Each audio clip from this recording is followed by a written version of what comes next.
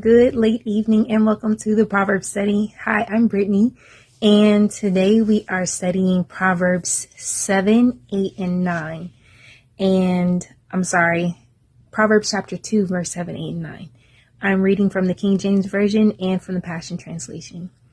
The King James Version says, Proverbs 2, verse 7, He layeth up sound wisdom for the righteous. He is a buckler to them that walk uprightly. He keepeth the paths of judgment, and preserveth the way of his saints. Then shalt thou understand righteousness and judgment and equity, yea, every good path.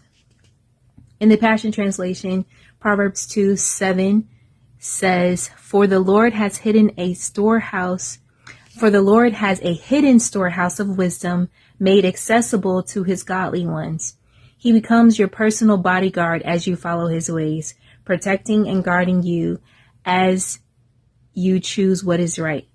Then you will discover all that is just, proper, and be empowered to make the right decisions as you walk into your destiny. I love this passage in particular because this is true. I have evidence of this in my own life. There's a lot of testimonies that I could tell that show the faithfulness of God to his word.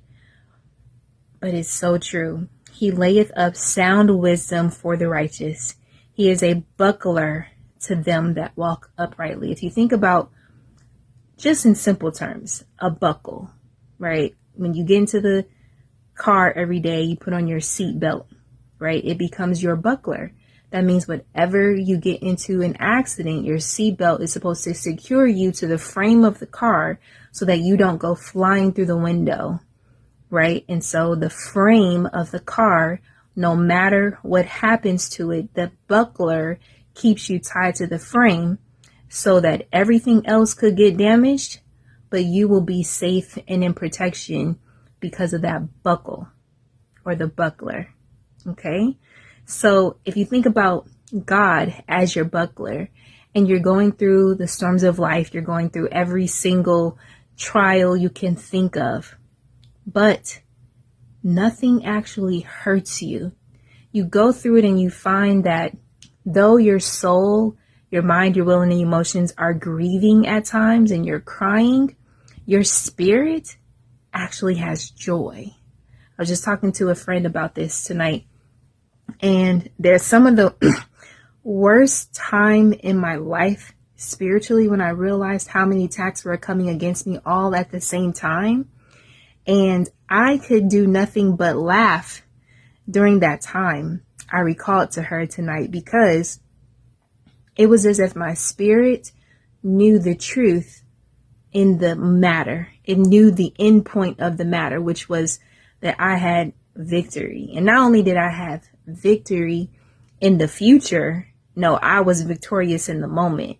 And it wasn't until I recalled it tonight that I just blessed God for how amazing that is, that I could be going through a trial that I realized that I had been spiritually attacked so much to the point where it was supposed to take me out. Like I was not supposed to be here.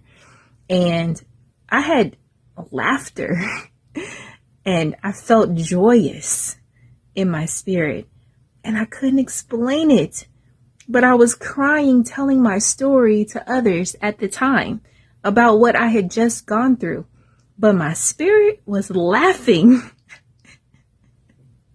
It's such an oxymoron to think that you could be so joyous, but you have gone through turmoil.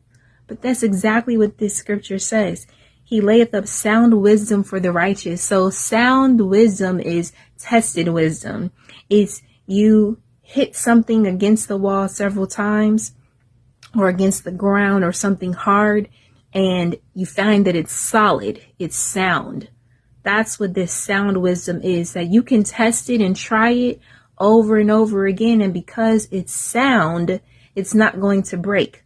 So when God is giving us proverbs and things for us to study and to live by, we can know that when we follow those things, it's sound, it's smart, it's intelligent. It is going to give you the end result that it says it's going to give you.